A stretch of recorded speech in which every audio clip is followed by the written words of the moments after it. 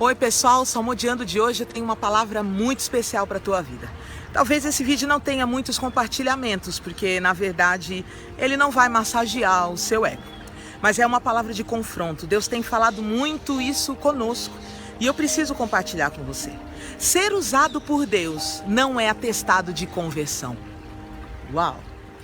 Ser usado por Deus, ter experiências com Deus, viver milagres com Deus, não é garantia de que você é realmente convertido. Você sabia disso?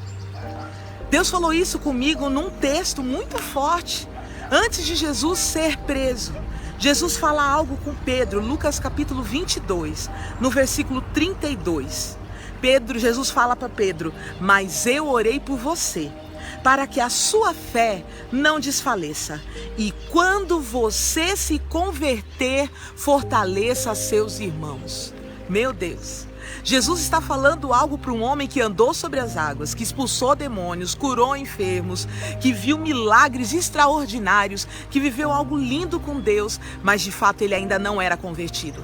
Qual a prova de que ele não era convertido? Jesus continua no versículo 33. Jesus fala para ele: hoje mesmo você vai me negar por 3 vezes. Aquele que é convertido de verdade não nega Jesus. Se Pedro fosse convertido de verdade, ele não iria negar Jesus. Você entende que profundo isso? Eu preciso que você perceba isso. Nós temos vivido um tempo, uma geração de cristãos que com muito movimento, muitas coisas, e Deus usa, Deus faz. Deus é misericordioso. Deus pode te usar, pode usar. Deus usou Pedro, usou, olha quantas experiências ele teve, mas ele ainda não era convertido. Tá cheio de pastor aí que não é convertido. Tá cheio de músico, de cantor que não é convertido. Canta lindo, tem uma voz linda, compõe como ninguém, mas não é convertido. O que é conversão, querido? Conversão, o nome já diz, você vai convergir, vai mudar, é mudança. Sabe, essa história de venha como estás. Eu tenho certeza que esses vídeos dos grandes coachings gospel de hoje em dia é muito compartilhado. É lógico, fala tanto da graça, do amor de Deus, mas pouco fala sobre mudança. Deus fala para você vir como está, mas não continuar como está. Venha como está e mude de vida. E transforme a sua vida pelo poder de Deus. Nós precisamos entender que a conversão exige arrependimento. Nós precisamos ter arrependimento diário, todos os dias. Olha o que aconteceu na vida de Pedro. Pedro, depois de negar Jesus, a palavra de Deus diz em Lucas 22, versículo 62, saindo dali, chorou amargamente. Sabia que Deus deseja que você fique triste em alguns momentos? Que tristeza é essa, Priscila? Que história é essa? O apóstolo Paulo diz isso em 2 Coríntios, capítulo 7, versículo 8 a 10. Eu preciso ler isso para você, é uma revelação do céu para a tua vida. O apóstolo Paulo escreveu uma carta e os irmãos de Coríntios eles ficaram muito tristes. Olha o que Paulo diz. 2 Coríntios 7, 8 a 10. Mesmo que a minha carta lhes tenha causado tristeza, não me arrependo.